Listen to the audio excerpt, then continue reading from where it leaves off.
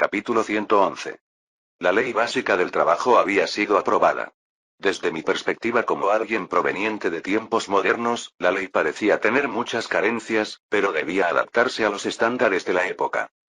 Tal vez debería haber incluido la obligación de redactar contratos laborales, aunque lo del salario mínimo todavía es imposible. No, aún estamos en 1843. Incluso con las leyes aprobadas, estas ya son bastante progresistas para el contexto de la época. Añadir más disposiciones podría provocar una fuerte resistencia y, además, podría afectar negativamente el proceso de industrialización. Aunque lo que estoy pensando no es extraordinario según los estándares modernos, nuestros competidores son Estados Unidos, donde no existe prácticamente ninguna ley laboral, y el Reino Unido, donde las leyes laborales son extremadamente limitadas. En este mundo gobernado por la ley del más fuerte, el retraso en la industrialización podría tener consecuencias terribles. Siempre he preferido avanzar de manera gradual, comenzando con pequeños cambios, y este conjunto de leyes es satisfactorio para ese enfoque. ¿Ha disminuido el número de capitalistas que compran peones? Ha pasado un mes desde la aprobación de la ley. Tras la aprobación, ordené a la unidad de inteligencia que investigara el mercado de compra-venta de peones. Ellos insisten en que se trata de la compra de bonos, no de personas, pero en última instancia, el resultado es el mismo. Las personas son transferidas. Ha disminuido muy poco. El agente sacó un documento de su bolsillo y me lo entregó con cortesía. Era un INGEME. ¿No ha disminuido mucho? Eso es interesante. Esta ley debería haber causado un impacto negativo en los propietarios de fábricas que emplean peones. Para los propietarios que emplean trabajadores regulares, la ley no debería ser un gran problema, pero los dueños de fábricas que compran peones deberían encontrar menos atractivo adquirirlos ahora. En realidad, muchos dueños de fábricas han descubierto que comprar los bonos de los peones es un método más conveniente para forzarles a trabajar, algo que antes solo ocurría en secreto en fábricas cercanas a Ciudad de México, pero que ahora se ha extendido por todo el país. Vaya. Así que, en lugar de verse disuadidos, han encontrado una nueva oportunidad. Aún así, la limitación de las horas de trabajo y el pago adicional por trabajo nocturno deberían ser un golpe significativo, ¿no? El límite en las horas de trabajo sí ha causado algo de impacto, pero los propietarios todavía encuentran rentable forzar a los peones a aceptar salarios mucho más bajos que los de los trabajadores regulares. Como sus salarios eran ya extremadamente bajos, los pagos adicionales por trabajo nocturno no representan una gran diferencia. No había fijado una cantidad específica para el recargo por trabajo nocturno, solo se estipulaba que debía ser un porcentaje adicional del salario base. Sin embargo, como no existe un salario mínimo, los peones, que dependen completamente de las condiciones impuestas por los empleadores, aceptan salarios tan bajos que el recargo nocturno se vuelve prácticamente insignificante. Entonces esto ha sido un fracaso. Organizar las grandes manifestaciones para lograr la aprobación de esta ley fue un esfuerzo considerable. Aún así, el artículo sobre medidas de seguridad sigue vigente. Si ocurre una muerte por sobrecarga laboral, los empleadores podrían enfrentarse a fuertes multas o incluso a la cárcel, por lo que las condiciones laborales podrían mejorar considerablemente, ¿no es así? Al notar mi expresión seria, Diego intervino, intentando aliviar la tensión. Tenía razón. Aunque los salarios de los peones no cambiarían mucho, las condiciones de trabajo sí podrían mejorar. Es cierto. La ley tiene disposiciones punitivas, por lo que los empleadores no pueden ignorarla. De hecho, parece que muchas fábricas ya están tomando medidas. Eso es un alivio entonces. Diego, hiciste una observación acertada. Gracias, Su Majestad. Los derechos de los trabajadores son importantes y deben ser protegidos, pero no es simplemente un asunto de elevarlos al máximo. Si los derechos laborales son demasiado débiles, hay problemas. Si son demasiado fuertes, también. Dado que antes no existía prácticamente ninguna ley laboral, la creación de esta ha sido un buen paso, pero aumentar los derechos laborales demasiado podría causar efectos secundarios graves, especialmente si tratamos de aliviar el sufrimiento de los peones. Ahora, elevar los derechos es difícil, pero una vez que se han elevado, reducirlos sería 100 veces más difícil. Al final, tendremos que elaborar una estrategia para resolver el problema del peonaje en sí. Sí, Su Majestad. También estoy de acuerdo. Después de un breve silencio mientras lo consideraba, finalmente hablé, y tanto Diego como los agentes de inteligencia asintieron en señal de acuerdo. Este incidente marcó el comienzo del aumento de la influencia política de los capitalistas, quienes, aunque habían crecido rápidamente en tamaño en los últimos años, aún tenían poca relevancia política. Aunque muchos terratenientes se habían convertido en capitalistas o habían recibido inversiones de ellos, no representaban la mayoría. En otras palabras, desde mi perspectiva, además de los terratenientes y la Iglesia, ahora los capitalistas se estaban convirtiendo en otra facción que probablemente se opondría a las políticas que estoy planeando. Debo lidiar con ellos de alguna manera, pero hay bastantes capitalistas que son leales a la causa imperial, pensé. Muchos de los capitalistas dentro de la facción imperial invierten o realizan negocios bajo mi dirección, y aunque algunos no tienen relación directa conmigo, muchos han recibido inversiones de mi empresa. Así que, al igual que los terratenientes, que están divididos entre imperialistas, republicanos y terratenientes tradicionales, es probable que los capitalistas también terminen divididos de la misma manera. Esto significaba que la facción imperial aún tenía muchas ventajas. Ningún empresario en el Imperio Mexicano manejaba proyectos más grandes que yo. Lideraba el desarrollo de vastas áreas del territorio y controlaba una empresa de inversiones con un capital impresionante. Si juego bien mis cartas, esto podría convertirse en una oportunidad, pensé. La construcción de la ciudad de Chihuahua avanzaba sin contratiempos. Aunque la parte más difícil, el sistema de agua y alcantarillado, avanzaba lentamente, lo hacía de manera constante, y también se estaban construyendo bien las fábricas químicas para la producción de desinfectantes. Por lo tanto, el plan urbano debe tener en cuenta la expansión futura de la ciudad desde el principio, expliqué. Entendido, respondió uno de los funcionarios. Al igual que había instruido a los arquitectos en el sitio de construcción, ahora estaba enseñando a los funcionarios del recién creado Ministerio de Infraestructura, incluido su propio ministro. Este nuevo ministerio era responsable del desarrollo del territorio, como la construcción de ferrocarriles, presas, sistemas de irrigación y ciudades planificadas. Antes, estas tareas eran gestionadas por el Ministerio de Hacienda, pero siempre creí que un ministerio especializado en infraestructura era esencial. Insistí en que los arquitectos y expertos en construcción, aquellos con experiencia práctica, deberían ser nombrados funcionarios. Gracias a eso, muchas personas de empresas de construcción, especialmente de Ortega Construcciones, fueron reclutadas para el ministerio. Incluso el nuevo ministro, propuesto por el primer ministro, provenía de Ortega Construcciones. ¿Quién hubiera pensado que uno de los carpinteros con los que trabajé en Sacramento llegaría a ser ministro?, reflexioné. El nuevo ministro había sido uno de los 30 carpinteros que ayudaron a construir el primer asentamiento en Sacramento. Tras trabajar muchos años en Ortega Construcciones, ahora estaba al frente del Ministerio de Infraestructura. No dudaba en hacerme preguntas, ya que ya había aprendido mucho de mí en el pasado. Su Alteza, tomando como ejemplo la ciudad de Chihuahua, el área que se está construyendo ahora ya es 5 veces más grande que el centro histórico. No estamos seguros de si se llenará o no. ¿No sería un desperdicio planificar más expansiones cuando ni siquiera sabemos si necesitaremos ese espacio?, preguntó. Podría ser un desperdicio, reconocí. Como mencionas, no sabemos si será necesario expandir más, y los avances tecnológicos o los cambios en las circunstancias naturales, sociales y económicas podrían hacer que los planes actuales queden obsoletos. Pero es preferible aceptar ese riesgo antes que permitir una expansión desordenada, lo que se conoce como dispersión urbana o sprawl, que genera caos y es mucho más difícil de gestionar. ¿Dispersión urbana?, preguntó. Exactamente. Piense en las afueras de la Ciudad de México o del puerto de Veracruz, le respondí. Ah, ya entiendo, dijo el ministro Rodrigo, comprendiendo rápidamente. El término dispersión urbana a menudo evoca la imagen de enormes suburbios estadounidenses que se extienden sin control, pero en realidad se refiere a cualquier expansión urbana desorganizada. La dispersión no planificada crea problemas ambientales, de transporte, ineficiencia en el uso del suelo y desequilibrios económicos. La dispersión urbana puede crear más desperdicio del que temes. Además, una vez que un área se desarrolla sin planificación, es extremadamente difícil revertir el daño y reutilizar la tierra de manera eficiente. Eso tiene sentido, habrá personas que ya vivan allí, admitió. Exacto. Es por eso que ahora estamos implementando políticas en Ciudad de México y Veracruz para que cualquier nueva construcción deba recibir un permiso especial, le expliqué. Algunas personas podrían pensar que era prematuro preocuparse por esto, ya que la industrialización apenas comenzaba.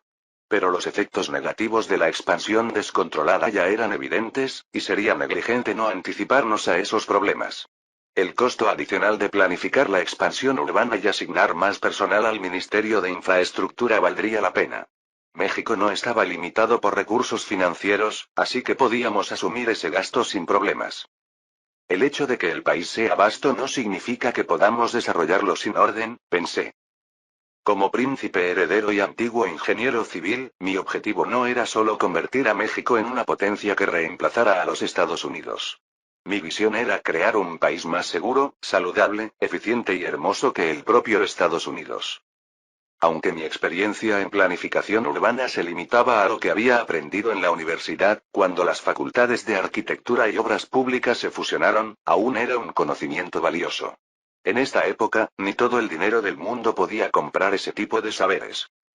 Debo enseñar lo máximo posible antes de que se me olvide. Su Majestad, he recibido un informe de que todo estará listo pronto, informó el coronel Ricardo. Era un tema de gran importancia, por lo que había venido personalmente. Llevábamos años invirtiendo un gran presupuesto y mano de obra en este proyecto. El próximo lugar que experimentaría una segunda revolución, después de Francia, sería Haití. ¿Podemos dirigir la situación de manera que se unan a nuestro México? Sí, hemos estado trabajando constantemente en Haití, y particularmente en las antiguas colonias españolas de la región, donde el descontento bajo el dominio haitiano es enorme. Bastará con encender una chispa para que explote.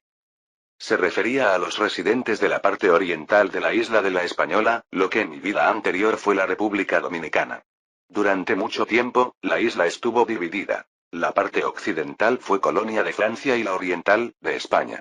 Sin embargo, en 1795, mediante el Tratado de Basilea, España cedió la parte oriental de la isla a Francia. La independencia de Haití se llevó a cabo principalmente en la región occidental de la Española. La región oriental, en cambio, permaneció políticamente inestable durante varios años después de la independencia, y el gobierno haitiano no logró controlarla efectivamente. El verdadero cambio ocurrió en 1821. La parte oriental de la isla declaró su independencia y formó un gobierno autónomo.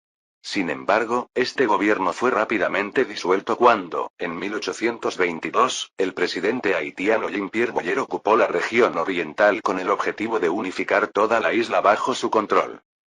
Desde entonces, han pasado más de 20 años bajo el dominio haitiano, acumulándose un descontento que pronto estallaría, y lo haría en una dirección muy favorable para nuestro imperio mexicano.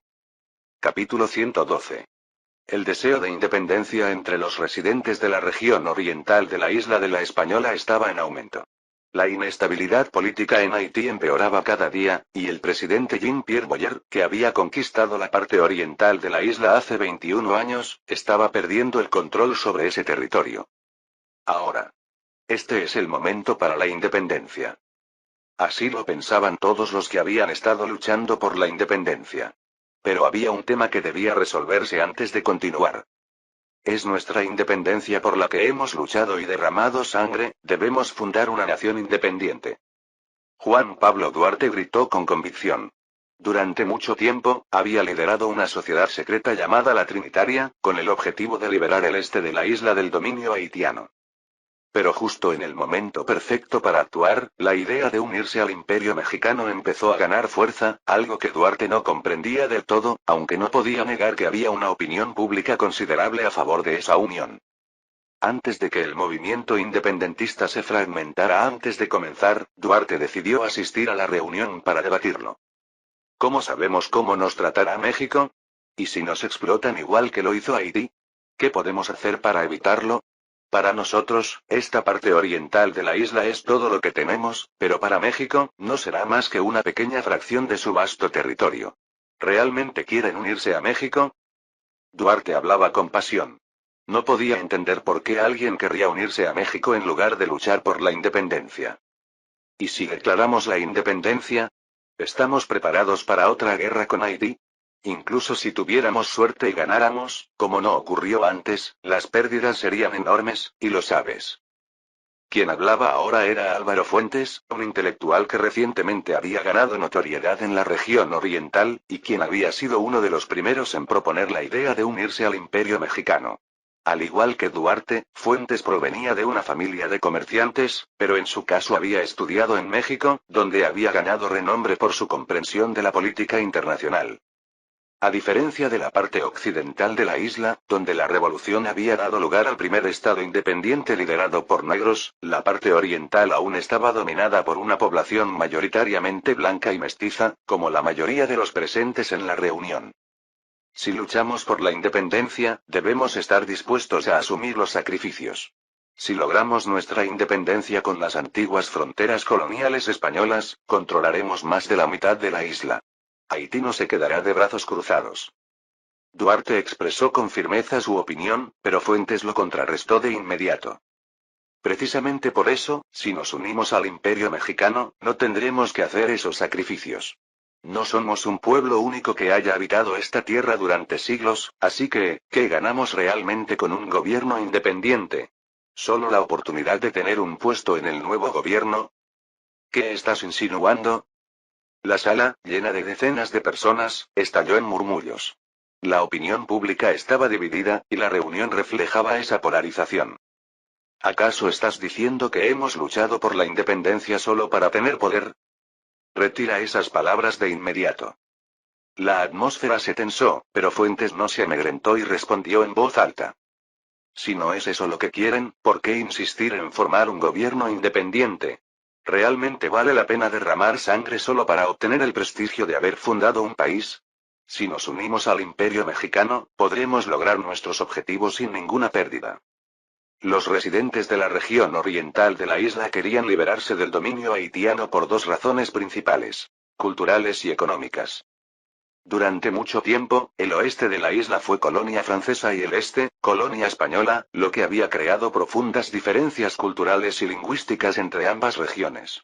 Sin embargo, el gobierno haitiano había intentado unificar la isla bajo un solo gobierno, imponiendo políticas de asimilación que afectaban la cultura, el idioma y las políticas económicas del este.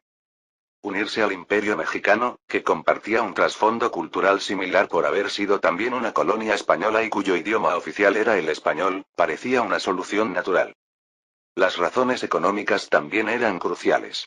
El enorme impuesto que Haití había impuesto para pagar su deuda externa y financiar el gobierno había sido una carga pesada para el este.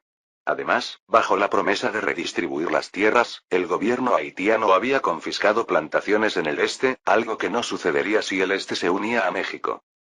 Estas dos razones principales impulsaban el deseo de independencia, pero unirse al Imperio mexicano ofrecía la posibilidad de lograrlo sin que Haití se atreviera a enfrentarse a México. Pero, ¿quién dice que México nos aceptará sin condiciones? Incluso si lo hacen, ¿cómo sabemos que no confiscarán nuestras tierras, como han hecho en otras islas? ¿Están dispuestos a aceptar ese riesgo? Con este golpe maestro, Duarte hizo que los partidarios de la Unión comenzaran a dudar. Todos en la sala eran, al menos, de clase media, y muchos de ellos eran dueños de tierras. Si México les arrebataba sus tierras, sería un riesgo considerable. El bullicio crecía, y antes de que la situación se saliera de control, Fuentes intervino rápidamente. Eso es solo una manipulación. México solo ha confiscado bienes de naciones enemigas. El Imperio mexicano está haciendo todo lo posible por consolidar su control en el Caribe. Todos ustedes saben que las islas cercanas ya han sido anexadas a México. El Imperio mexicano nos recibirá con los brazos abiertos, y no se atreverán a confiscar nuestras propiedades sin motivo. Las palabras de Fuentes eran persuasivas. Había demostrado repetidamente su conocimiento de la situación internacional. Al final, el debate se inclinó en contra de los defensores de la independencia. Mientras Fuentes y los partidarios de la Unión destacaban los beneficios de unirse sin sacrificios, los defensores de la independencia no tenían mucho que ofrecer. Normalmente, en este tipo de debates, la opción de formar un Estado independiente prevalecería por razones de identidad y orgullo nacional. Pero los residentes de la región oriental de la isla carecían de ese concepto. Nunca habían sido un Estado independiente. Los indígenas que una vez habitaron la isla habían sido casi completamente aniquilados por enfermedades. Aunque el este había declarado su autonomía en 1821, apenas ejerció control antes de ser conquistado por Haití. Al final, el único argumento de los independentistas era la posibilidad de tener autonomía, pero Fuentes y sus partidarios insistieron en que todo lo que se buscaba con esa autonomía se podía lograr mediante la unión con el Imperio mexicano, sin los sacrificios que implicaría la independencia. Aunque no era un ataque sin fundamento, dado que algunos tenían la intención de asegurar una posición en el nuevo país que se formaría, los partidarios de la independencia se molestaron y suspendieron el debate. Aunque la discusión se detuvo sin llegar a una conclusión, los detalles del debate se propagaron entre los residentes del este. Entre la construcción de la ciudad de Chihuahua, la educación sobre planificación urbana, las decisiones de inversión y la gestión de importantes asuntos nacionales y empresariales, no había tenido un momento de descanso. Fue entonces cuando llegaron malas noticias desde Ciudad de México. Mi padre había colapsado. ¿Por qué ha caído enfermo? Pregunté, alarmado. Afortunadamente, los resultados del examen muestran que no es una enfermedad grave. Se ha determinado que se debe al agotamiento acumulado durante mucho tiempo, respondió el médico. ¿Agotamiento? Repetí. Sí, Su Alteza. A su edad, un exceso de trabajo como el que ha estado llevando no es saludable y puede afectar gravemente su bienestar. Entiendo, lo tendré en cuenta. Agotamiento, reflexioné. Mi padre ya tiene 60 años. Es una edad en la que la resistencia física comienza a disminuir. Al verlo postrado en la cama, sentí una profunda tristeza. Este hombre, que en su día fue un formidable soldado, un gigante que logró la independencia de su país y se convirtió en emperador, ahora parecía una sombra de su antiguo yo. El paso del tiempo había sido implacable. Algunos podrían decir que los logros tras la independencia eran mérito únicamente del príncipe heredero, pero no lo veo así. ¿Cuántos reyes, por celos, han reprimido o incluso asesinado a sus propios hijos? Hay tantos ejemplos que incluso se acuñó la frase: el poder no se comparte, ni siquiera entre padre e hijo. Pero Agustín I no hizo eso. Al contrario, siempre me escuchó con una mente abierta, y cuando creía que mis ideas eran correctas, las apoyaba con todo su empeño. Nunca cometió las injusticias o abusos que a menudo acompañan a dictadores con poder absoluto. Se mantuvo fiel a su deber, gestionando diligentemente los asuntos del imperio y ayudando a desarrollar el país. Trabajó tanto que, al final, colapsó por el agotamiento. Si yo logré grandes cosas, fue en gran parte porque mi padre me dio el espacio para hacerlo. Jerónimo, has llegado. Escuché la voz de mi madre desde atrás. Sí, madre, respondí. No te preocupes demasiado. Tu padre solo necesita reducir su carga de trabajo. Con eso será suficiente, me dijo, tratando de tranquilizarme. Sí. Es un alivio que no sea algo más grave, asentí. Tu padre ya estaba considerando pasarte el trono pronto, así que debes comenzar a prepararte para asumirlo, soltó de repente mi madre, sin rodeos, mientras estábamos en la habitación donde mi padre dormía. Aunque colapsó esta vez, no está gravemente enfermo. Sigue estando en buena salud, ¿no es prematuro que renuncie al trono? Pregunté, sorprendido. Tu padre no puede trabajar hasta su último aliento. Al fin y al cabo, el emperador es humano, al igual que el príncipe heredero, respondió mi madre, apoyando una mano en mi hombro mientras se sentaba en una silla. No lo he mencionado antes, pero hace 21 años, cuando viniste a mi habitación después de mucho tiempo, me alegré porque pensé que finalmente habías madurado. Pero ahora, al verte vivir sin mirar atrás, siempre concentrado en avanzar, a veces me da un poco de tristeza, continuó, refiriéndose al día en que la visité poco después de haberme reencarnado. ¿Tristeza? Pregunté, sorprendido por su comentario. Sí. Desde mi perspectiva, parece que vives obsesionado con la idea de hacer progresar el imperio mexicano. Tu padre también tenía esa tendencia, pero tú eres aún más extremo en eso, me explicó. Era cierto que, desde que me reencarné en este cuerpo a los 15 años, me había dedicado incansablemente al desarrollo del imperio. Exceptuando el día de mi boda, no recuerdo haber tomado 2 días libres seguidos. Supongo que a mi madre le daba pena verme así. Mi madre probablemente pensaba que, al igual que mi padre, había heredado una personalidad de adicción al trabajo. Pero en mi caso, tenía una responsabilidad mucho mayor. Había sido enviado aquí por una entidad divina. No pasé toda una noche en una taberna de mala muerte en Ciudad de México, discutiendo apasionadamente sobre cómo debería haberse desarrollado México después de la independencia. Sin embargo, al ver el rostro dormido de mi padre y escuchar las súplicas de mi madre, mi corazón se ablandó. Ellos no eran mis padres biológicos, pero para ellos yo era su verdadero hijo. Y a diferencia de otras familias reales, ellos siempre habían mostrado un sincero amor por mí. México está ahora en un estado de estabilidad suficiente para que no tengas que seguir corriendo tan deprisa. Me gustaría que también dedicases un poco de tiempo a tu familia y a las personas que te rodean, me dijo. Es cierto que cuando bajo a Ciudad de México los fines de semana, lo hago principalmente porque creo que la educación de mis hijos es importante. Pero a menudo sigo trabajando incluso estando allí, lo que podría hacer que mis padres y Cecilia se sintieran decepcionados. Entiendo, madre. Lo tendré en cuenta, le respondí. Después de pasar un día libre completo con mi familia por primera vez desde la boda, decidí organizar una fiesta ese fin de semana. Los invitados eran los directivos de mi empresa, los talentos que personalmente había reclutado, los diputados monárquicos, y los contactos en las Fuerzas Armadas, en resumen, mis personas de confianza. A pesar de que los consideraba mis cercanos, salvo por Diego, era raro que viera sus rostros. Escuché el consejo de mi madre y me di cuenta de que había estado descuidando a la gente a mi alrededor, así que decidí organizar esta reunión para verlos después de tanto tiempo. Si a muchos de los más cercanos no los he visto desde la boda, claramente no he estado prestando suficiente atención a mi entorno. Aunque la invitación fue repentina, ahora que la red ferroviaria cubre todo el imperio mexicano, tuvieron tiempo suficiente para llegar a Ciudad de México.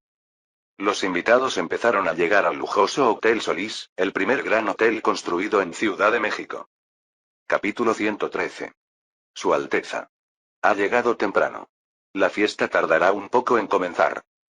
Solís, cuya sede está en California, se ha concentrado últimamente en el negocio hotelero aquí, en Ciudad de México. Está bien. He llegado temprano para recibir personalmente a los invitados. Y parece que tú eres el primero. Ah, ya veo. Es un honor, Su Alteza. Escuché que el hotel está siendo todo un éxito. ¿Es cierto que las reservas están llenas por todo un año? Aunque he estado demasiado ocupado para utilizarlo personalmente, solo asistí a la inauguración. Según Diego, muchos nobles e influyentes del Imperio Mexicano están dispuestos a esperar meses para hospedarse allí. Es inevitable. Después de todo, usted mandó construir un edificio magnífico. Solo con verlo terminado, me dieron ganas de quedarme aquí yo mismo. El edificio, en efecto, era impresionante. A diferencia de la universidad, que enfatizaba la grandeza, este hotel tenía la elegancia de un palacio europeo. En México no tenemos muchos edificios que resalten tanto el lujo de esta manera. Incluso el Palacio Nacional, aunque imponente, carece de esa ostentación. Aún así, la gente viene por la buena administración y el servicio. En la hotelería, más allá del aspecto del edificio, lo más importante es el servicio. Ja, ja, ja. También recibimos muchas ideas de su parte para la administración y el servicio, Su Alteza. Yo solo las puse en práctica. ¿De verdad? Como la hotelería era algo completamente nuevo en México, tampoco tenía mucha experiencia, pero había dado algunas ideas basadas en los servicios que conocí o experimenté en mi vida anterior. Esto es como si me estuvieran agradeciendo por algo que solo mencioné. Sugerir una idea y ejecutarla son cosas diferentes. Aunque te haya dado algunas ideas, fuiste tú quien las ejecutó correctamente. Además, últimamente te he confiado muchas más cosas. No solo este hotel, también he visto informes de que el negocio de conservas y el de refrescos están funcionando muy bien. Estás haciendo un buen trabajo sin que yo tenga que aconsejarte nada. Gracias, Su Alteza. Me satisface cumplir, aunque sea ahora, con las expectativas que ha depositado en mí. Siempre has hecho un buen trabajo, no te preocupes por eso. Antes de aventurarse en el negocio de las conservas y los refrescos, además del hotelero, Solís había gestionado una franquicia de restaurantes y hospedajes, principalmente en California, y aunque su escala era más pequeña comparada con otros empresarios, no era por falta de capacidad. Era más bien por la naturaleza de los negocios que le había confiado, que, a pesar de su pequeño tamaño, eran rentables y generaban buenos ingresos. Cuando le dije eso, Solís pareció complacido por mi reconocimiento y la atmósfera se relajó un poco, dando pie a una conversación más amena. Mientras charlábamos, finalmente llegó el primer invitado. Bienvenido, Ramón. No esperaba que Su Alteza me recibiera en persona, es un honor.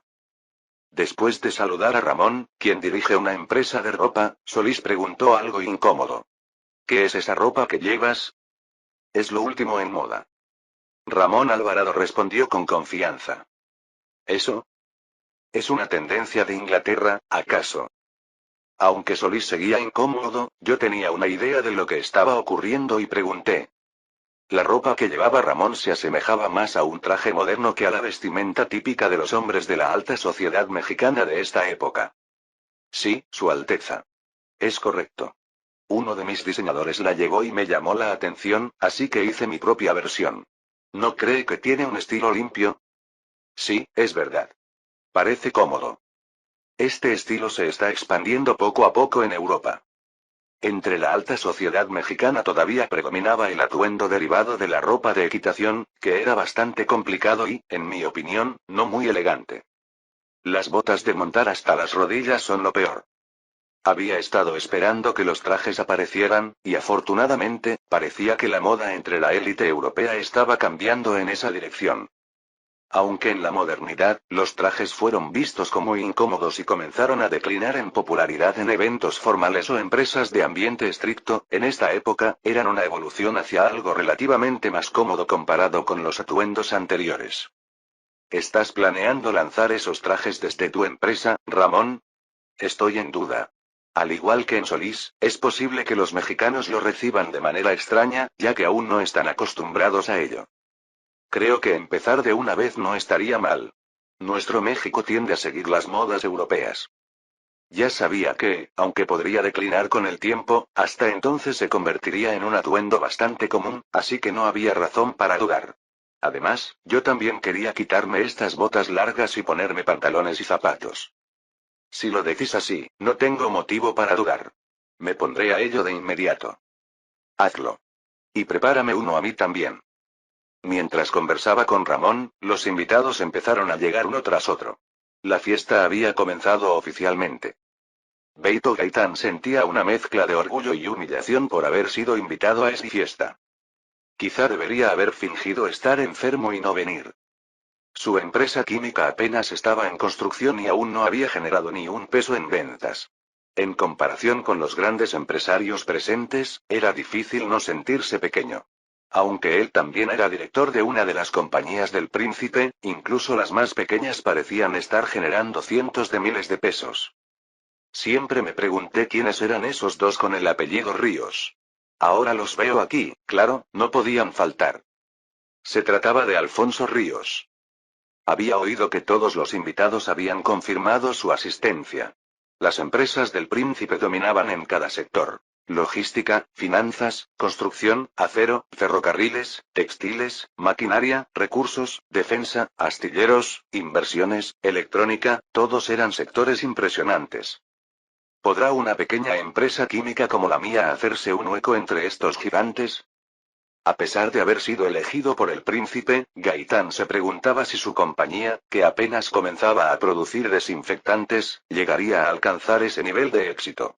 En la fiesta no solo había empresarios, sino también militares y políticos cercanos al príncipe, y todos ellos eran figuras de gran peso. Suspiró levemente y, armándose de valor, comenzó a presentarse y conversar con los demás. Ja, ja, ja, si el príncipe te eligió, es seguro que tu empresa será importante en el futuro. No te preocupes demasiado. Así es. Por suerte, las grandes personalidades eran amables.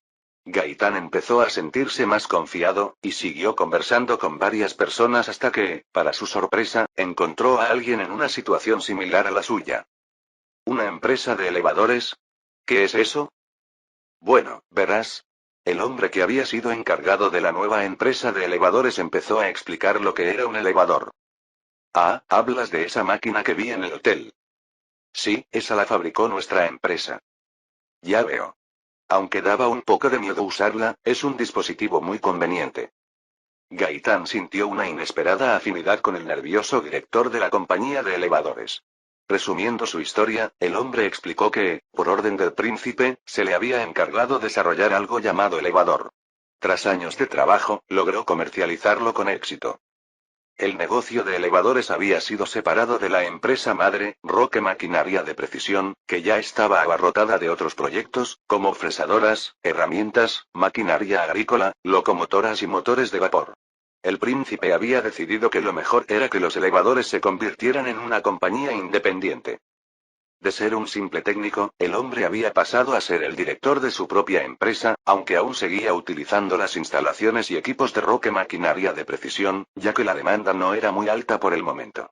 Planeaba construir una sede y una fábrica una vez que aumentara la demanda. Al oír esa historia, Gaitán recordó algo. ¿Planeas establecer tu sede en la próxima ciudad planificada después de Chihuahua? El príncipe suele tener en cuenta las necesidades laborales de las nuevas ciudades, así que parece que guarda tu empresa para cuando llegue ese momento. Eso significa que tendré que seguir dependiendo de Roque Maquinaria por unos años más, ¿no? Solo es una suposición mía. Pero al menos ya estás produciendo, y tienes ventas. Yo, en cambio, Gaitán conversó mucho con él. Aunque también tenía deseos de hablar con el príncipe heredero, alrededor de él se congregaban muchas figuras importantes que querían conversar, así que lo dejó pasar. De todas formas, me alegro de haber venido. El descontento de los habitantes de la región occidental de la isla de la Española estaba aumentando cada vez más. La principal queja de los residentes era que no hay diferencia con la época de la esclavitud.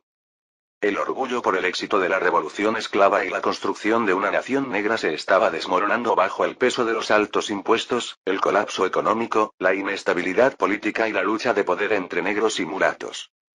¿De qué sirve la tierra si se llevan todo lo que cosechamos? A pesar de la inmensa deuda con México, las élites en el poder seguían siendo dueñas de grandes extensiones de tierra y vivían en la opulencia. Los que morían eran los campesinos comunes, que apenas poseían pequeñas parcelas de tierra y cargaban con el peso de los altos impuestos. En ese caso, mejor no sembrar nada. La mayoría de los campesinos compartía ese sentimiento, pero, si no cultivaban, ¿qué harían? Al final, la mayoría seguía trabajando la tierra, incapaces de dejarlo, y unos pocos, aquellos que realmente abandonaron la agricultura, se convirtieron en criminales. Prácticamente no existían otras industrias fuera de las agrícolas, y el gobierno de Haití apenas podía reunir suficiente dinero para pagar los salarios de los funcionarios y el ejército. Nación fallida. Esa palabra surgía inevitablemente en una situación tan desesperante, y entonces, llegó otra mala noticia. El control que apenas se mantenía en la región oriental se había derrumbado por completo. Los residentes del este, que habían estado conspirando una rebelión, se levantaron en armas, y los funcionarios enviados por el gobierno, junto con la escasa guarnición que los protegía, colapsaron rápidamente.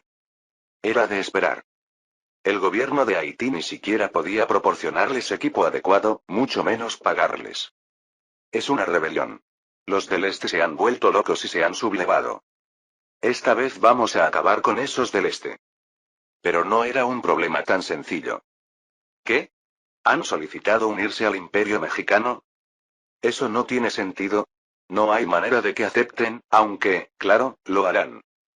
Si Haití fuera un país reconocido y tratado con respeto, tal vez hubiera una oportunidad de intervención internacional, pero estaba completamente aislado diplomáticamente, y peor aún, su oponente era el Imperio Mexicano. Después de todo, no solo derrotaron a sus antiguos amos, Francia, sino que también asumieron su deuda, convirtiéndose en una gran potencia. Debemos idear una estrategia. ¿Qué estrategia podríamos tener? Solo podemos esperar que México no los acepte. Por supuesto, eso no iba a suceder. De hecho, la reacción del Imperio Mexicano fue mucho más rápida de lo que el gobierno haitiano había anticipado. Una flota imperial fue enviada hacia la parte oriental de la isla de la Española. Capítulo 114. La flota del Imperio Mexicano llegó al principal puerto en el este de la isla de la Española, Santo Domingo. Ese debe ser el acorazado. No es de extrañar que Francia haya perdido. ¿Cómo se supone que podemos enfrentar a semejante monstruo? Mientras los habitantes admiraban la imponente presencia de la flota mexicana, las tropas comenzaron a desembarcar. Paso. Ante la vista de aquellos soldados disciplinados, Juan Pablo Duarte cerró los ojos con fuerza. Ya no hay vuelta atrás. La flota y las tropas del Imperio Mexicano, solo con su presencia, eran suficientes para desvanecer cualquier voluntad de lucha. Después de años liderando la Trinitaria y luchando por la independencia, ¿acaso todo se había reducido a esto? Un sentimiento de desilusión lo invadió. ¿Debía haberme negado a ceder? ¿Debería haber luchado a toda costa? Pero esos pensamientos ya no tenían sentido. Después del último debate, la opinión de los residentes del Este había cambiado por completo hacia unirse al Imperio Mexicano. Insistir en la lucha en esas circunstancias no hubiera dado resultado. Un diplomático mexicano, escoltado por el ejército, se acercó. Oficialmente, él era considerado uno de los representantes de los habitantes del Este. El diplomático habló. Incluso si Haití decide ir a la guerra, no correrá sangre de los residentes del Este. Y en cuanto a la preocupación por la expropiación de tierras, salvo las propiedades de las autoridades relacionadas con el gobierno haitiano, no habrá ninguna confiscación. Entendido. Entonces, ¿podrá ayudarnos a asegurar el control? Sí. La situación ya estaba acordada desde hacía tiempo gracias a ese tal Fuentes, quien había impulsado la unión con México. Todo lo que Duarte podía hacer ahora era observar cómo los militares y funcionarios mexicanos tomaban el control del Este. La flota del Imperio Mexicano fue tomando uno a uno los puertos a lo largo de la costa, donde aún no habían asegurado el control, desembarcando infantería de marina. ¡Bum! ¡Bum! Un solo disparo de advertencia de la flota bastaba para que cualquier lugar rebelde se calmara de inmediato. Juan Pablo, observando desde el barco, se sentía dividido entre una sensación de seguridad y una profunda inquietud. El diplomático mexicano, al notar su expresión, le habló. ¿Podrá seguir colaborando con el gobierno en el futuro? El gobierno del Imperio Mexicano prefiere que la administración local esté a cargo de personas nacidas en la región. Si usted acepta, me gustaría recomendarlo. Pensé que ese puesto era para Fuentes. ¿O acaso ha recibido una posición más alta? Fuentes había liderado la iniciativa para unirse al Imperio Mexicano y, al final, lo había logrado.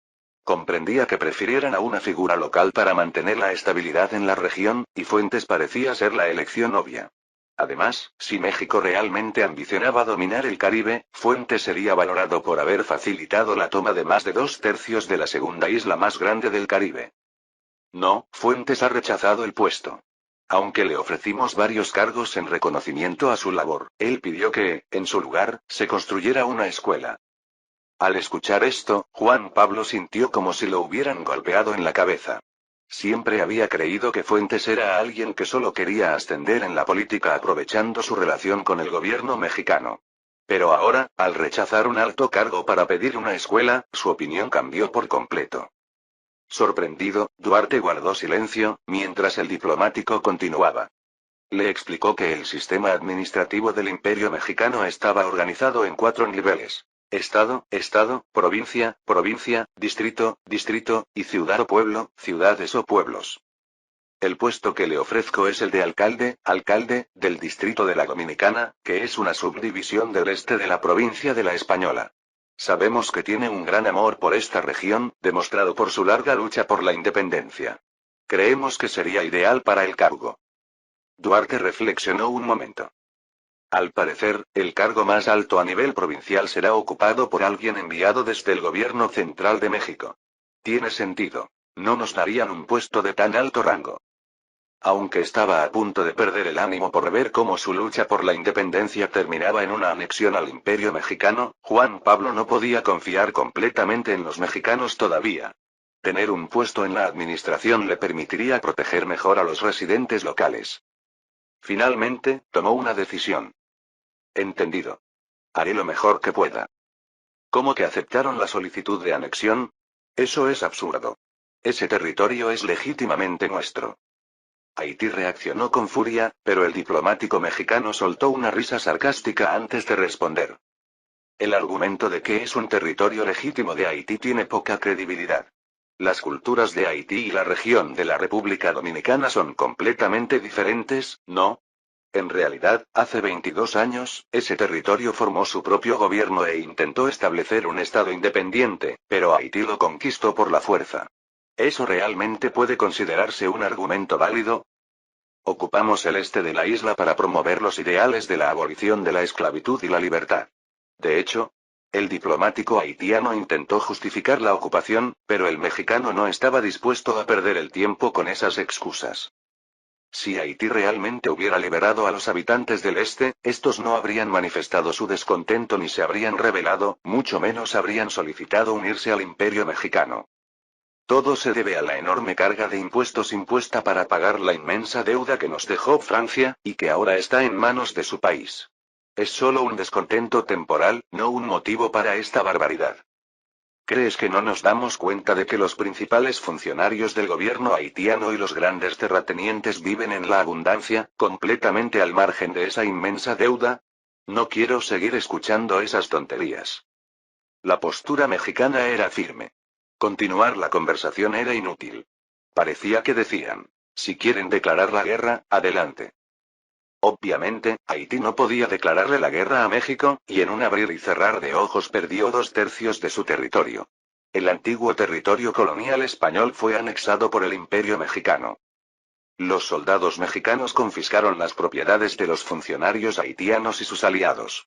Haití, aunque indignado, no tenía a nadie que lo apoyara. Perder el territorio y las tierras fue un problema, pero el problema mayor apenas comenzaba. ¿Nos han quitado 2/3 del territorio y no hemos hecho nada? Entonces, ¿qué demonios estamos haciendo? La larga acumulación de frustraciones entre los habitantes de Haití comenzó a explotar a raíz de este incidente. Vaya, parece que las cosas buenas ocurren en cadena. Después de mucho tiempo, disfrutaba de una comida y bebida relajada con mis allegados. Al despertar en el hotel, me encontré con un informe que indicaba que la anexión de la región dominicana había sido exitosa. Por lo visto disfrutaste mucho de la fiesta de anoche, Alteza, dijo Diego con una sonrisa en el rostro. Así es. Es una suerte que todos sigan sanos. Deberíamos organizar más reuniones como esta. Sí, me parece una excelente idea. No solo vos, Alteza, sino que los invitados también parecieron disfrutar mucho. Tú también parecías pasarlo bien. Claro, Diego también era un invitado en la fiesta, así que no había problema. Sí, fue agradable ver a algunos amigos.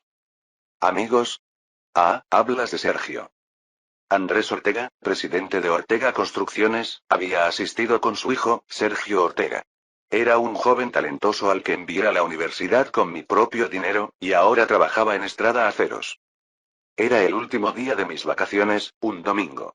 Normalmente debería ir a la iglesia, pero decidí tomarme el día con calma. A partir de mañana tendría que retomar el trabajo con fuerzas renovadas. Para la alta sociedad mexicana, asistir a la iglesia católica era prácticamente una obligación, pero un día de descanso no causaría ningún problema grave. Le ordené a Diego que regresara a su habitación del hotel y disfrutara su último día de vacaciones, mientras yo me relajaba. Fuera, después de mucho tiempo, estaba lloviendo. Abrí la ventana para escuchar el sonido de la lluvia. SHHH. Apenas llevaba unos 10 minutos disfrutando de ese momento tranquilo cuando escuché unos golpes en la puerta. Toc, toc, toc. ¿Quién será? Fuera de la puerta debe haber un guardia de seguridad, por lo que no puede ser un intruso. Sin embargo, como el guardia no debería estar tocando, significa que hay una visita. Tenía el día libre hasta hoy. Abrí la puerta con ropa sencilla. ¿Y tú quién eres? Conocía su rostro. No recordaba su nombre, pero sabía que era alguien del Ministerio de Relaciones Exteriores. Disculpe que lo moleste en su descanso, Su Alteza. Ha surgido un asunto urgente. Pasa. Parece que mi descanso ha terminado. Knock, knock, knock. Su Alteza, ¿puedo entrar? Parece que Diego también escuchó el ruido y vino a buscarme. Entra. La habitación del hotel era grande, y también tenía una sala de estar. Una vez que el funcionario del Ministerio de Relaciones Exteriores y Diego se sentaron, pregunté de inmediato. Entonces, ¿de qué se trata este asunto urgente? Estados Unidos y la República de Nueva Granada han firmado un tratado de alianza militar. ¿Qué? Al escuchar eso, sentí un escalofrío recorrer mi espalda. La República de Nueva Granada se refería a Colombia, que compartía frontera con nuestro imperio mexicano al sur. Aunque mucha gente simplemente la llamaba Colombia, su nombre oficial era República de Nueva Granada, República de la Nueva Granada. Pregunté apresuradamente. ¿Qué significa exactamente eso de una alianza militar? Estados Unidos y la República de Nueva Granada anunciaron que no solo han firmado una alianza militar formal, sino que también acordaron garantizarse mutuamente el trato de nación más favorecida en navegación y comercio. Además, Nueva Granada le ha concedido a Estados Unidos el derecho de libre tránsito en la región del Istmo de Panamá. En la historia original, había existido un tratado similar entre Estados Unidos y Colombia. No soy un experto en historia, pero gracias a mi interés en los juegos de historia, tengo algunos conocimientos sobre la historia de América Latina de esta época. La cláusula de nación más favorecida y el tránsito por Panamá son iguales, pero eso era un tratado de defensa, no una alianza militar.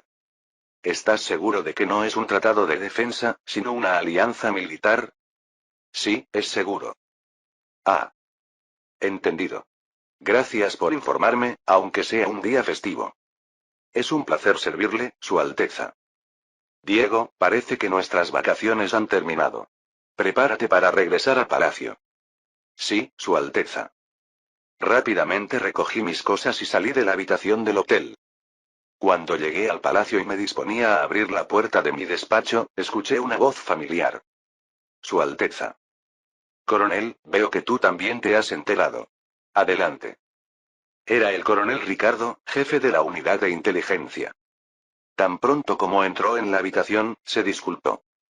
Mis disculpas, Su Alteza. Debería haberlo descubierto con antelación. Aún estamos estableciendo nuestras bases en Colombia, así que era inevitable. Esto debió de haberse negociado en secreto. A menos que hubieras reclutado a algún alto cargo, no lo habríamos descubierto. Lo importante aquí no es eso, sino entender por qué Colombia ha tomado esta decisión. ¿Tienes alguna idea? No es un tratado de defensa que solo implica intervenir si son invadidos, es un tratado de alianza militar que exige la participación de todos en caso de guerra. El motivo de Estados Unidos para tomar esta decisión es obvio. No puede ser por otra razón que nuestro imperio mexicano. En mi vida pasada, México no fue más que una presa fácil, incapaz de vencer ni siquiera a la República de Texas. Sin embargo, el México de este mundo no era en absoluto un oponente fácil, ni siquiera para los Estados Unidos. Por más que quisieran ignorarlo, el imperio mexicano había derrotado incluso a Francia. No hacía mucho que, en las guerras contra los comanches, miles de soldados estadounidenses habían caído. Aún así, es difícil que renuncien a su ambición territorial. No solo los políticos deseaban expandirse. El ansia de expansión había sido siempre enorme, y ahora ese impulso se encontraba bloqueado. Si los Estados Unidos querían expandirse, tendrían que enfrentarse a Gran Bretaña o México. Por más que lo pensaran, México seguía pareciendo un objetivo más accesible. Incluso se rumoreaba en ciertos círculos estadounidenses que México era el rival predestinado. No era de extrañar que Estados Unidos buscara una alianza militar en América del Sur. Pero, ¿por qué Colombia? El coronel Ricardo disipó mis dudas de una manera sorprendentemente simple. No han revelado la cifra exacta, pero parece que han acordado pagar una suma considerable en concepto de peaje por el Canal de Panamá. Además, la alianza con Estados Unidos podría darle estabilidad política al presidente Erán y al gobierno de la República de la Nueva Granada, que están en una situación precaria. Si se trata de dinero, también nos compran carbón a nosotros, el imperio mexicano. Colombia no puede desconocer las tensiones entre nuestro imperio y los Estados Unidos, así que es extraño que firmen una alianza militar solo por algo de dinero. No estoy completamente seguro, pero parece que los estadounidenses han ofrecido al presidente Erán algún tipo de acuerdo secreto. Todavía no han dejado esa costumbre. El coronel Ricardo no lo afirmaba con certeza, pero mi intuición me decía que era verdad. Era un patrón que ya había visto antes. Estados Unidos me había ofrecido un soborno en mi boda para intentar comprar Texas. Aunque los detalles variaban, la esencia era la misma. Intentar resolver asuntos oficiales entre naciones a través de pagos clandestinos a los gobernantes. Suspiré. Aunque era mediodía, el mundo tras la ventana estaba oscurecido por las densas nubes de lluvia. Capítulo 115. Parece que también tendremos que ir a la guerra con Colombia. El presidente Eran de Colombia probablemente no pensaba que este tratado los llevaría a una guerra real. Al menos, quiero creer eso. No importa cuánto aprecie el dinero, no firmaría un tratado solo por un soborno si realmente creyera que iría a la guerra. Si ese fuera el caso, pagaría un precio terrible. De todos modos, no se puede deshacer un tratado una vez firmado, por lo que nuestro imperio mexicano se enfrenta a la desventaja de un frente de dos lados. Su Alteza, ¿no podríamos atraer a otros países de Sudamérica, como Brasil? Esa era la sugerencia del coronel Ricardo. No es una mala idea. Además, tenemos vínculos matrimoniales con la familia imperial brasileña, así que podríamos firmar un tratado de defensa. Pero si lo hacemos, querrán reclamar territorio colombiano después de la guerra. Es complicado. Exacto. No creo que Colombia sea una amenaza tan grande como para que valga la pena cederle territorio a otro país solo para atraer su ayuda. ¿Cuál es tu opinión como experto? Yo recibo informes periódicos de inteligencia de varios países, pero el coronel Ricardo, como jefe de la unidad de inteligencia, tendría información más detallada. Estoy de acuerdo. Las armas y el nivel de entrenamiento del ejército colombiano son deplorables, y apenas pueden contener los levantamientos esporádicos que surgen en diferentes regiones. Ni siquiera tienen suficientes mosquetes de chispa y están comprando armas de nosotros, México, con dinero. El estado actual de Colombia es similar al de México justo después de su independencia. Aunque se independizó en 1810, 12 años antes que México, aún no ha logrado resolver su caos político y social. El gobierno central sigue en conflicto con las élites regionales, que controlan el poder militar en sus áreas. Este no es solo el caso de Colombia, sino también de otros países sudamericanos. Sin embargo, entre los países latinoamericanos, México es el único que ha logrado salir del caos. Exacto. Además, Colombia prácticamente no tiene marina, por lo que no tenemos que preocuparnos por un desembarco. Con solo cerrar la frontera, no habrá mucho que el ejército colombiano pueda hacer. Y la frontera no es tan extensa, por lo que fortificarla sería relativamente fácil. Colombia no tiene ni ferrocarriles ni una red vial adecuada, lo que significa que es casi imposible para ellos construir una cadena de suministros lo suficientemente grande como para movilizar un ejército masivo. En resumen, Colombia no representa una amenaza significativa en una guerra. En ese caso, no necesitamos cederle territorio a nadie. Habiendo aclarado mis pensamientos, di órdenes al coronel Ricardo. Descarta los planes que teníamos para Colombia y prepara un nuevo escenario para después de la derrota, similar al que usamos con Francia. Sí, Su Alteza. Como todavía estábamos en la fase de establecer nuestras bases allí, no será una gran pérdida cambiar la operación. Había un plan menos agresivo para Colombia, pero si ya vamos a la guerra, debemos preparar una estrategia más radical, incluso si eso implica sacrificios. La información que recibimos de Estados Unidos indica que la guerra está cerca. Sin embargo, ¿no nos falta presupuesto para ejecutar el plan más rápidamente? Sí, es cierto. Aunque tendremos que volver a calcularlo con el nuevo plan, es evidente que, si aceleramos, el presupuesto actual no será suficiente. La unidad de inteligencia consume enormes recursos en comparación con su número de efectivos. Los salarios y la formación de los agentes cuestan mucho más que los de los oficiales ordinarios, pero lo que realmente absorbe el presupuesto es la construcción de bases en el terreno. Por ejemplo, en Francia tuvimos que establecer una fachada comercial legítima para encubrir a nuestros agentes, lo que costó decenas de miles de pesos. Además, las conexiones con figuras locales y la creación de redes también requieren una cantidad considerable de dinero. No solo eso, sino que también toma años establecer una base sólida. En países como Colombia y otros en Sudamérica, nuestros agentes han estado utilizando tiempo en lugar de grandes sumas de dinero para construir esas bases. Con Francia y Estados Unidos, y ahora con el apoyo a Haití, Colombia y otros países sudamericanos, estamos gastando enormes cantidades de dinero. Ya es demasiado grande para cubrirlo con el presupuesto militar regular. La unidad de inteligencia se creó dentro de las Fuerzas Armadas para mantener su existencia en secreto, sin recibir un presupuesto adicional. Hasta ahora, hemos estado usando el creciente presupuesto de defensa desde la independencia, pero eso ya no es sostenible. Gastar sumas de dinero que se cuentan en millones en una unidad secreta podría parecer malversación de fondos a ojos externos. Como mencionó antes, ¿no será necesario revelar finalmente la existencia de la unidad de inteligencia? Sabía que este momento llegaría y ya lo había mencionado al coronel, pero no podemos permitir que se haga público. No, no revelaremos su existencia. Lo que haremos será fundarla oficialmente. Solo daremos a conocer su existencia y propósito, pero mantendremos en secreto todos los detalles. Entendido. No hay necesidad de anunciar que esta agencia ya existía, ya que solo sembraría inquietud en muchas personas, tanto dentro como fuera del país. Ricardo parecía haber entendido sin necesidad de más explicaciones. La creación oficial de esta agencia será un asunto político delicado, así que tú concéntrate en los asuntos actuales. Yo me encargaré del resto. Sí, Su Alteza. Abril de 1843. Se propuso en el Congreso la creación oficial de una institución encargada de manejar diversa información relacionada con la seguridad nacional, denominada la Dirección de Inteligencia Militar. Aunque el término información se utilizaba para suavizarlo, era evidente que sus actividades incluirían el espionaje y la contrainteligencia.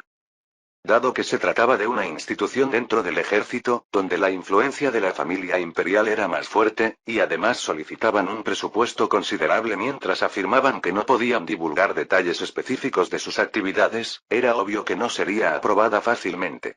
Así, el proyecto de la creación de la Dirección de Inteligencia Militar se convirtió en el centro de un intenso debate en el ámbito político del Imperio mexicano. En la región oriental de la isla de la Española, la zona de la República Dominicana estaba experimentando cambios a un ritmo acelerado.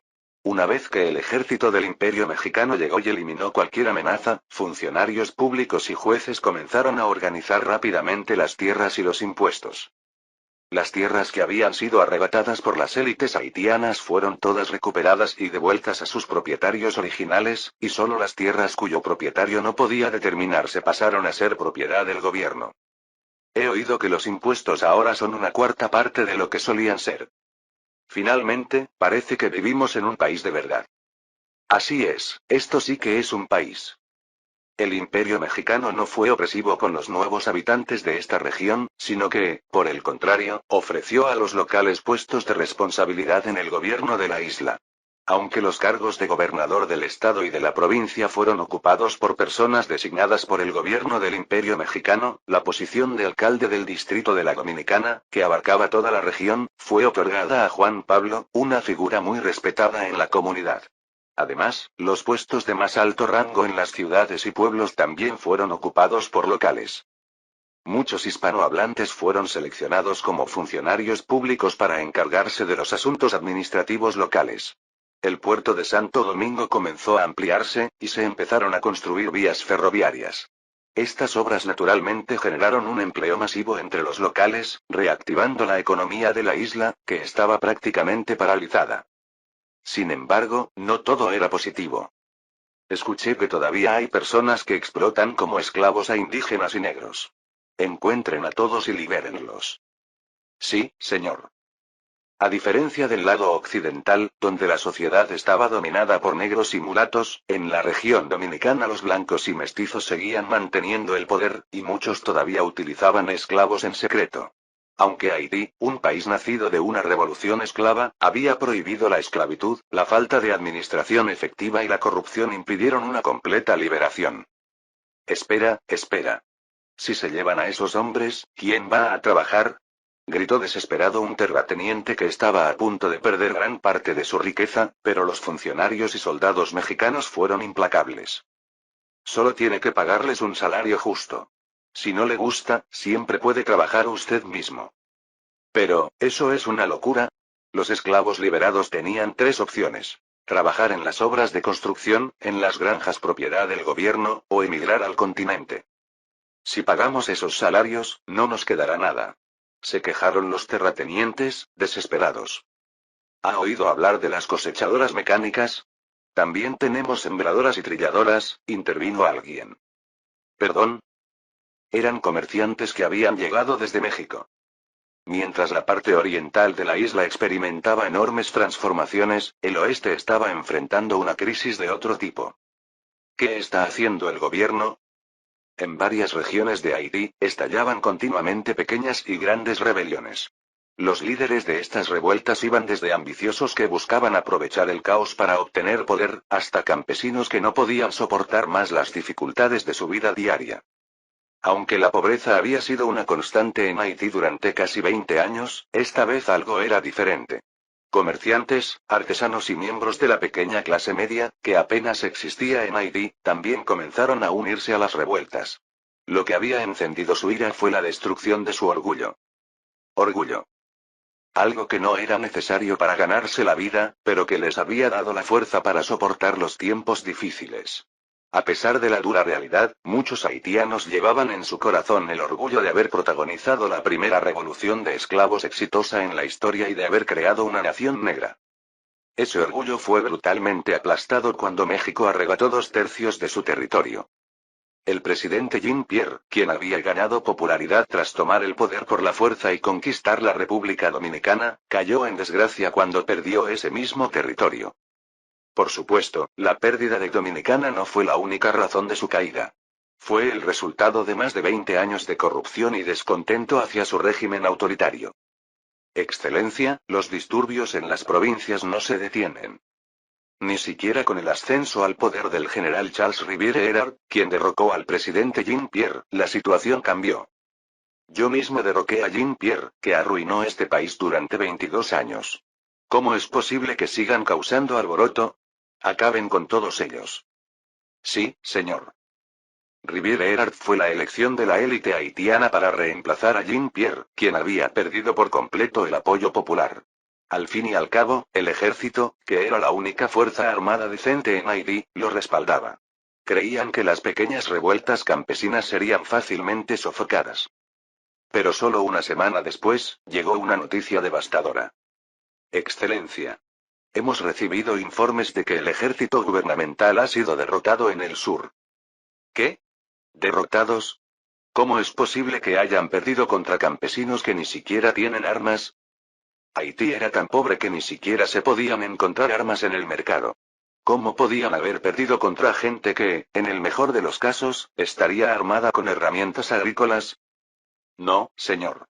Al parecer, un ejército autodenominado Ejército Revolucionario apareció con una cantidad considerable de armas que no sabemos de dónde obtuvieron. ¿Armas de origen desconocido? El presidente Riviere Erard sintió un escalofrío recorrerle la espalda. Solo habían pasado 2 meses desde que asumió la presidencia, pero su caída ya se acercaba con una velocidad aterradora. Fin del capítulo 115.